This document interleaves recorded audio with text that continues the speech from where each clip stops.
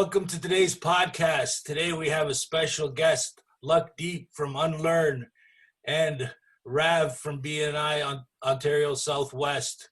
We're going to have some interesting conversations today. Lakhdeep, welcome to the podcast.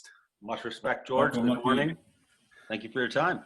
Absolutely. We're really excited about having you on to learn a lot about Unlearn and to get in some conversations. Thank you. So good morning to you too, Rav. Yes, good morning, Rav. Good morning. So first question right off the bat, when did Unlearn originate and why? Before we start, brother, may we take a moment, and I always do this in real life. Unlearn has taught me this off the top, and I'm learning to do this more in the digital realm as well. And that is to just take a minute and recognize whose land I'm on. So let's just take a minute just for a sec, please, brother. As I look out my window, I encourage you, if you got a window near you, look out your window. If you're in this BNI studio, maybe you can check it later, George. Absolutely. But as I look out, I am reminded that Anishinaabe, which means the people, before anyone else was here, the Anishinaabe were here. So they called themselves literally the people, right? How logical and scientific is that? Ain't no savagery in there. Haudenosaunee.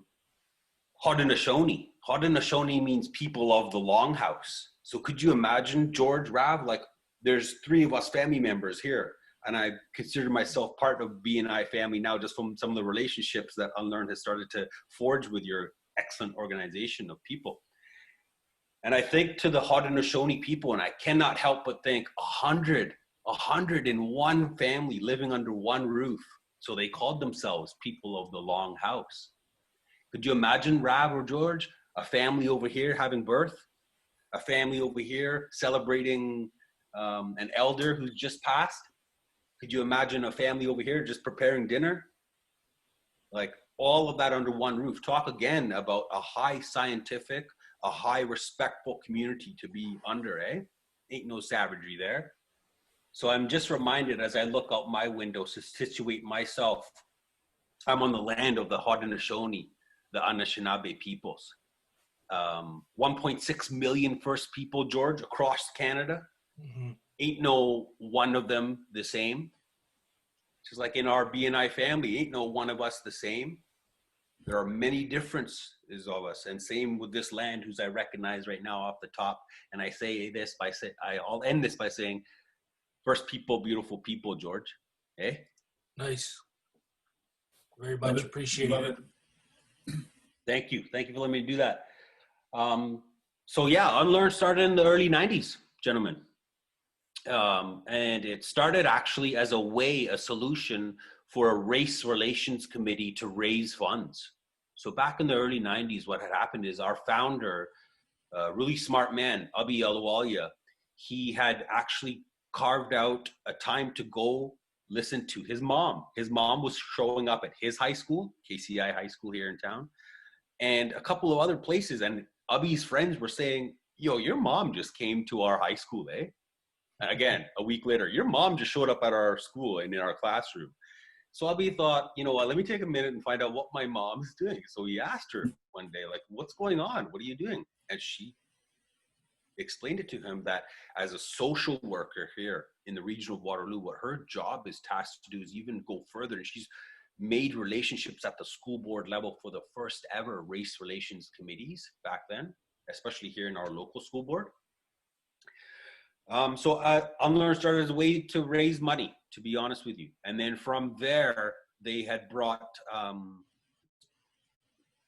anti-racist, if you will, literature and put them on shirts and sold them. And then what had happened was really interesting. The founder sat back and thought, okay, cool, we're going to raise some money for these committees. But what had ended up happening was people started rocking the t-shirts and the gear in school.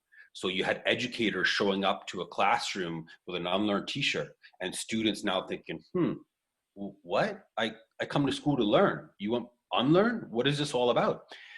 Those larger conversations then years later allowed Unlearn to pivot and become an organization to provoke thought, to inspire positive change. So we still do that with our designs, but we have also pivoted to create more educational resources, both at the school levels and corporate levels, community levels.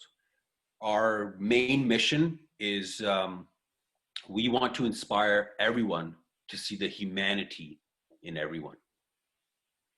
Very nice. That's why we exist. That was my next question. What's the mission of Unlearn? I'm sure it's changed over the last 20 years or so. Surprisingly, the mission has stayed steady and even more so reminded us to be consistent. And the mission is provoke thought to inspire positive change. Very nice. Lots of weird ones. Well, I'll say it again. Provoke thought to inspire positive change. So a lot of our, it's not enough to just look to Unlearn and go, oh, wicked, that's cool design. And they are. They're really cool, well thought out, at least 10 years of research and decades worth of knowledge, if you will, comes together in an Unlearn design. I'm happy to say that we have 2 series. We have our first poster pack we released about 5 years ago. And in that poster pack is a set of 24 curated designs to provoke thought, to inspire positive change. And again, hoping people will see the humanity in everyone in each design. In fact, a lot of folks come to an Unlearn design that have never seen one before, and they start immediately saying, I see myself, I see this, I feel this. And it's a real visceral experience with Unlearn. We're tapping into that part of your brain neurology that is responsible for all learning and memory. So when you come to an Unlearn design, you're staring at it, your learning and your memory is being stimulated. Yes, I agree. I was part of one of your workshops that Rav and Ontario Southwest brought you guys in, and it was quite an eye-opening experience. Big respect to Southwest family. That was just awesome. We talked about money. We talked about our understanding of, if you will, our programming around money. We talked lots about how our network here can be grown when you live out the giver's gain philosophy that you people know and rock every day. We talked a lot about how in real life, when we lower our bias, we up our community connection.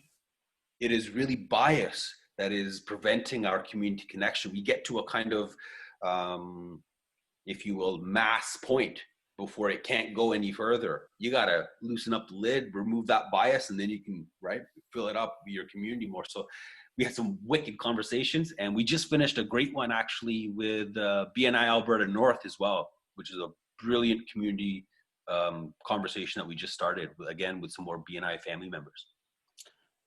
Yes, that's true. They're a great organization out there in Alberta as well. Pat Stride does a great job. And I'm sure, Rav, question for you. Do you have anything coming up on the Ontario Southwest calendar that will include Unlearn? Not on the calendar as of yet, but George, this is a great initiative with this podcast because due to recent conversations we've had with Unlearn, so they presented to BNI Canada. They've also guided the BNI Alberta North conversations. And so this podcast here is going to be a nice lead into hopefully some upcoming workshops that we have with the team at Unlearn.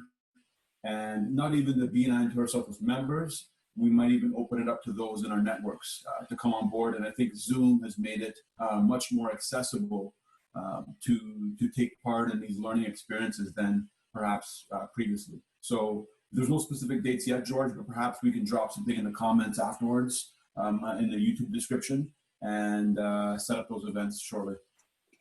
Yes, I think our members would benefit greatly from Lakhdeep and the Unlearn family. Lots of great conversation. So Lakhdeep, with everything that's going on right now, with all the pushback, protests, why today? And do you believe we've reached a turning point? That's a big question. My heart and my mind both agree, and that doesn't happen often. My heart and my mind both agree that it is Mr. Floyd that has changed this moment. You know, his daughter is so right. My daddy is going to change the world. Your daddy did change the world, honey. Your dad absolutely did change the world. Not only is it a conversation that's unfolding around the world in terms of that man's life being taken away from him, but also what that means systemically, what that means politically, what that means socially, what that means in our family. That man changed the world. Wow. So BNI, we are a business networking organization. What's business's responsibility at this critical time? Excellent question. I look to businesses as being a system, and not only a system, but part of a larger system. In fact, I look at BNI and my layman understanding so far is it's a wicked radical system that wants to keep on growing and inspiring other systems of growth, if you will. And I look to that system and I think right away the responsibility is systemic change.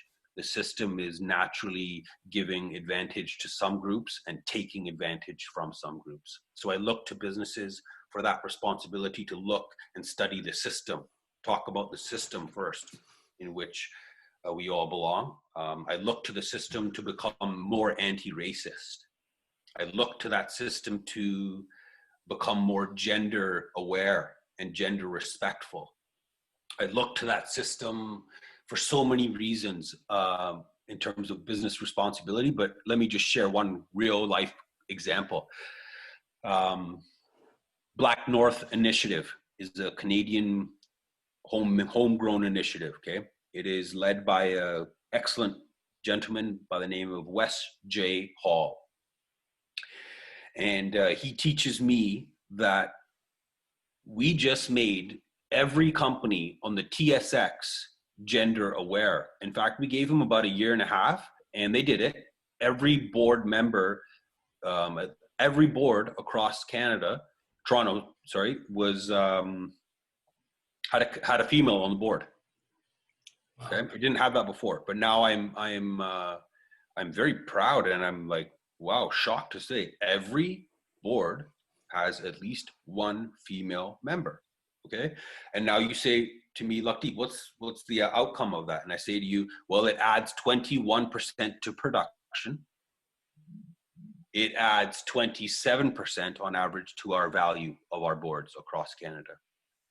And that's just when you were looking at the gender parities, if you will, and the gender dynamic. When we shift to looking at business responsibility in terms of racial and cultural equities, well, then we see when those boards that open to those racial and cultural communities, it is a 33% jump in production and value output, if you will. So this is not Lakhdeep knowledge or coming off the top of my head. This is Kinsey Institute. A few years back, Kinsey Institute led a wicked study around board and diversification. So I look, George, to responsibility of businesses through all those lenses, systemic change especially.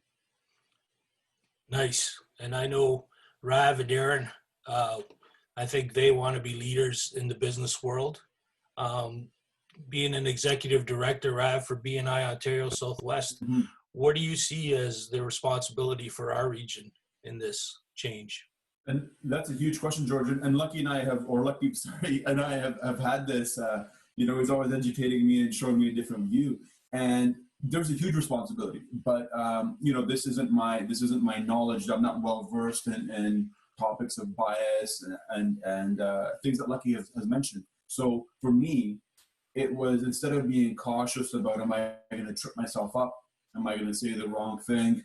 Should I be talking about this on social media? I just wanted to start. And so I was fortunate to be connected to an organization like Unlearn, where we've now facilitated those conversations and said, let's just start. I don't claim to know all the answers. I don't have the exact path, and I may trip myself up, but without trying.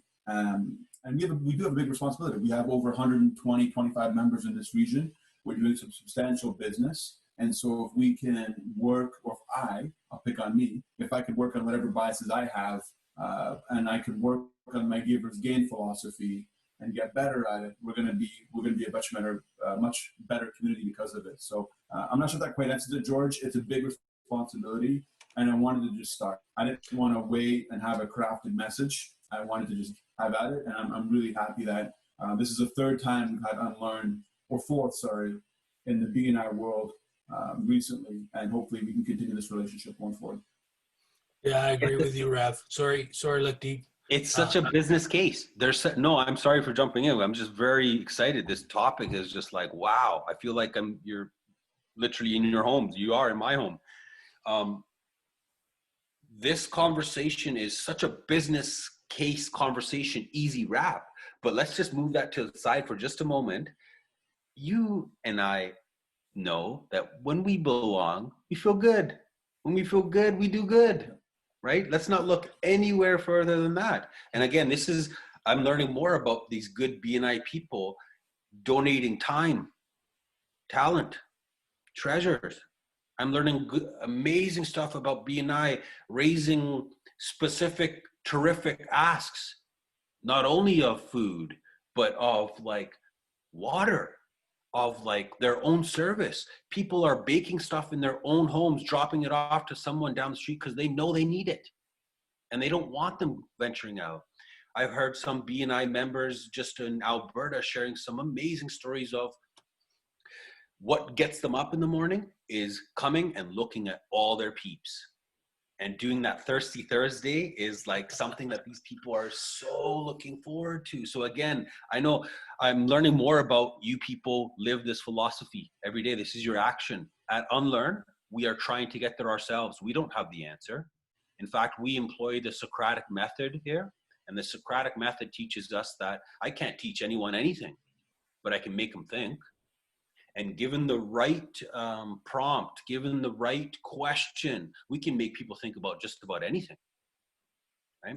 And so Unlearn employs that message of never preaching, never saying, oh, you're doing this. Oh my God, you're a racist, you're a sexist, you're a homophobe. We back up, give people space, especially in this time that we live in, now more so than ever. Peeps need time to process. There is a complete amygdala hijack taking place, if you will. And an amygdala is just that part of the brain that just regulates stuff. What's going down? George feeling good? Any thirsty? All good? Cool. Am I happy? Am I safe right now? Is this podcast going to be cool? All those pieces are being governed in our amygdala. But right now, as you busy business owners know more so than myself, you're thinking about people, finances, laws, the government, right? If the microwave's working, if your 2.4 or 5G is up, right? All those pieces, and right now the heavy responsibility is, I feel like, just being thrown. Now imagine these people that have families and little kids to take care of on top of that. I myself don't. I am privileged enough and in a place to be taking care of myself and my partner and my mom and dad and my grandma who live just around the corner. But my gosh, some people have some massive responsibilities, some massive families at this time. At Unlearn, we are most provided and most reminded, to take time, chill. Peeps need time to process what's happening. So give them time. And there is never one right answer. There's many answers. At Unlearn, we like to say, George, what you see is what you know. And what we mean by that is you don't see the world as it is. You see the world as you are, where you've been, what experiences you've had. That's true. Absolutely. It shapes who you are. All right. As a Portuguese immigrant and now Canadian citizen, my view has been that our society's been more accepting than maybe our neighbors down south. Do you believe that to be true, or am I not seeing the full picture?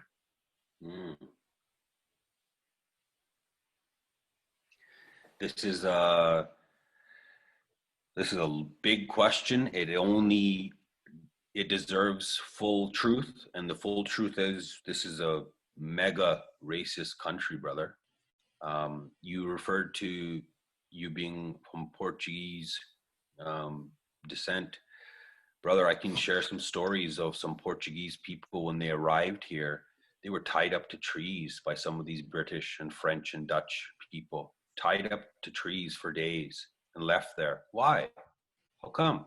Well, because they were actually excellent navigators on the waters, right?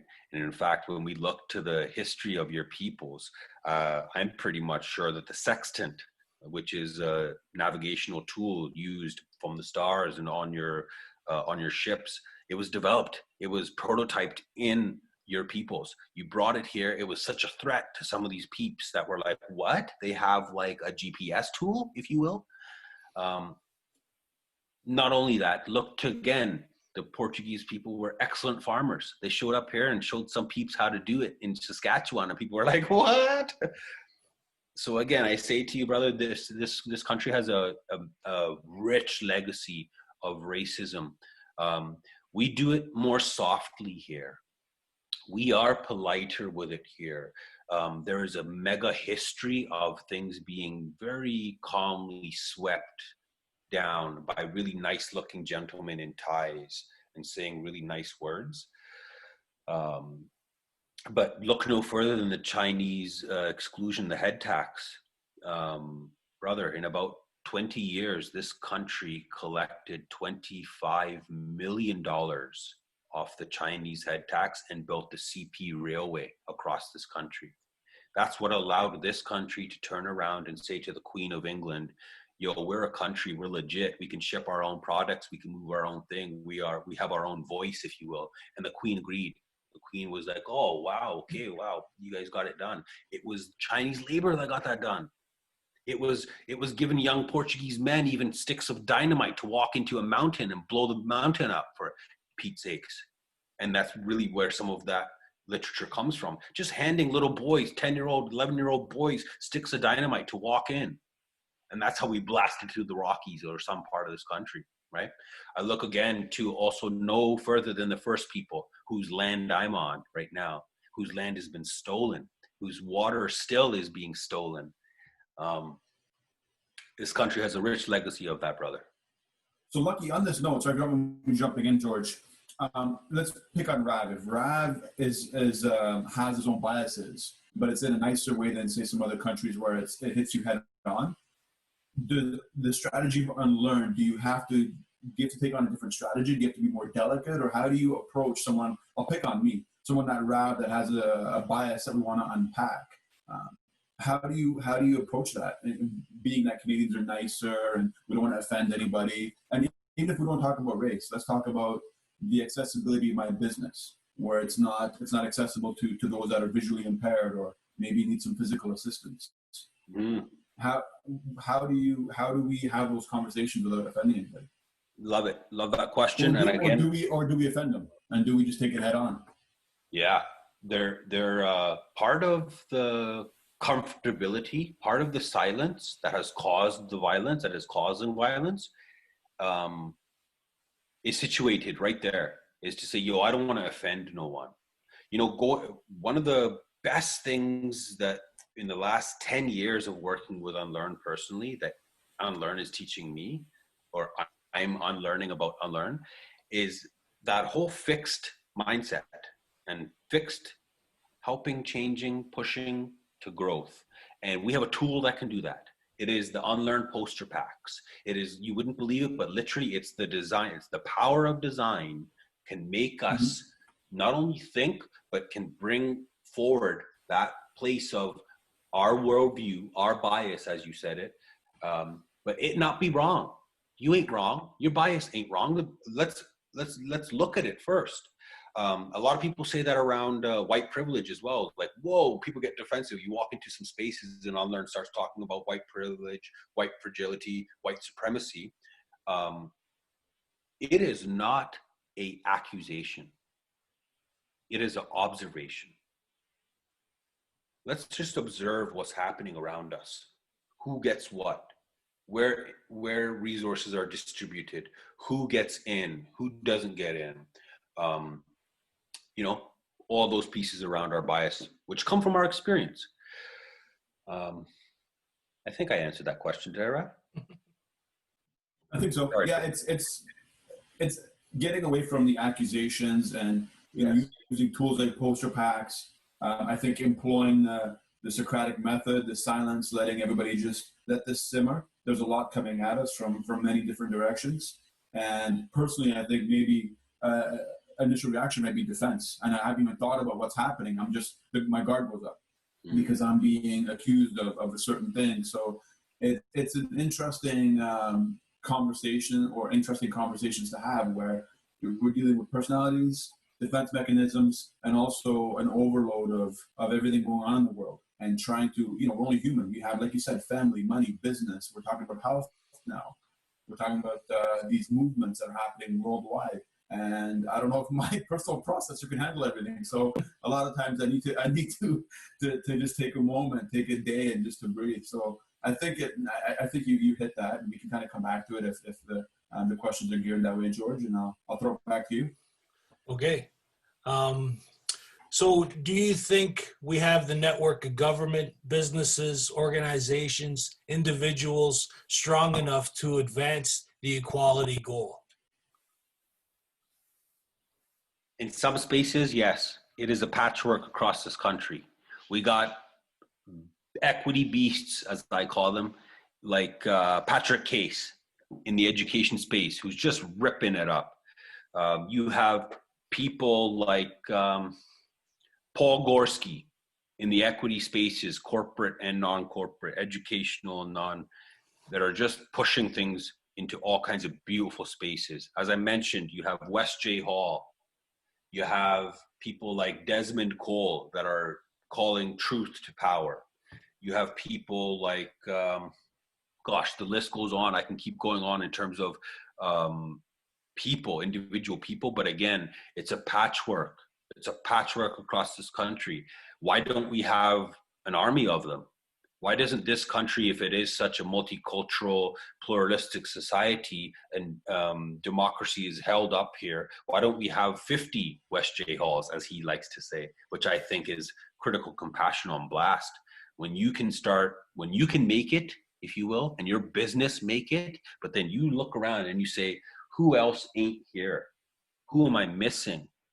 Or when you can get to the point where you can make it and then look around and see who's having to butt the same obstacles again and again and again. And again, I look again to your organization, people like you who know that. You live that out. You see that. You are people that are making it and helping others to make it as well. That to me is critical consciousness. When you become aware of other peeps, and then I think that comes back to what Rav is saying. That's the answer. It's never unlearn coming in saying, look, we got the answer. What you're doing here is wrong, and you need to change this, and you need to hire this person, you need to fire that person. Unlearn ain't about that at all. In fact, unlearn, the answer is organic. It will come from your peeps. It will come from your community. We first got to provide a place, a platform, kind of form. And then the answer comes from within that form. It is always organic. It is never an outside-in prescriptive model that Unlearn employs. That's why I love it. That's why I truly love it. It allows us to just shut up. I've been talking way too much already. And I know this is a podcast, but on Unlearn, we love silence. We create spaces for silence. We appreciate your thought-provoking. And we as an organization, and I think Rav can talk about this too, is we do like to lift people up.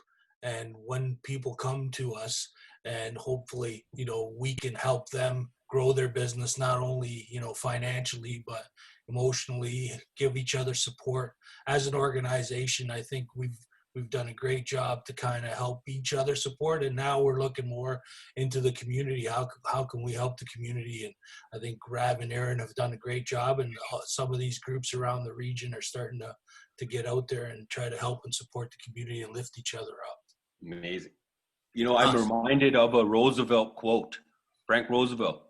He goes, people do not care about what we know until they know that we care. And for me, as you're sharing that, I'm thinking, yeah, that's all BNI.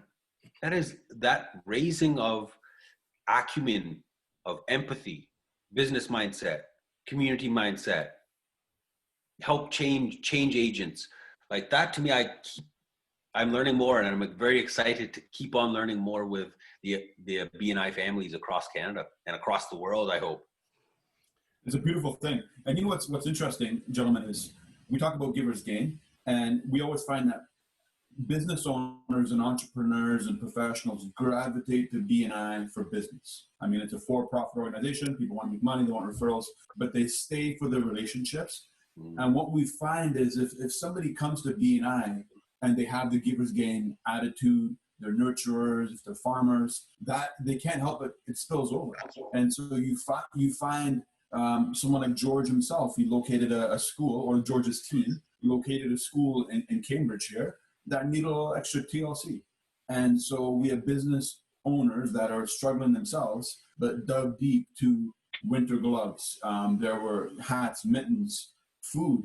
A lot of children now aren't getting food because they were depending on schools for those meals. And so that's the most beautiful part, is that lucky, it goes back to the time, talent, treasure, where we came for referrals to BNI, but it just spills over. I mean, givers just gain and they can't help themselves. And there's charities that they support. There's food banks, and there's hospitals. A lot of the chapters will actually bring on a CRA recognized charitable organization into the BNI group itself. And that's the best part about it for me, is just that givers gain, members care, and they want to lift everybody up, and they don't want to leave anybody behind. And Zoom has now made this platform much more accessible than perhaps it was before. Whether it's for the next 5 months, 6 months, a year, we don't know. But hopefully we're able to help more business owners. Even if it's that sense of normalcy, that, like Lucky you talked about, it's that Thirsty Thursdays. We have a lot of stress going on throughout the week, but if we have that 90-minute meeting with some peers, and it's a safe zone and we can support each other, it's a beautiful thing. Yes, sir. Lakhdeep, I'm all out of questions. What did I miss? You didn't miss nothing. You are thorough. You are a person who creates conversation, and I can even see it in your face, brother. You're a person who connects people. You get solid enjoyment from this. I can see it on your face. I've seen it on your previous podcasts. You are the glue, brother. We need more glue peeps in our communities across the world right now, especially more glue. I appreciate that. I appreciate Aaron and Rav giving me the opportunity to do this. And I appreciate having you on the podcast today, as well as Rav. And how can people get a hold of you, Lakhdeep? How can they find Unlearn? Where they go to connect with you? Thank you. Unlearn.com. We're on Facebook. We're on Insta. We're on Twitter. We're on LinkedIn. Find us. Connect with us. If we can serve, please call upon us. We are an army for people like you. We are soldiers for people like you that want to create space for other folks. Absolutely. And please stay in connection with Lakhdeep and Unlearn, and also BNI Ontario Southwest. We're going to come up with some type of strategy or webinar to get it out to all our members. And I appreciate having you both on today. Have yourself a great day. Much respect. Thanks for having us. Thank you. Thanks, guys.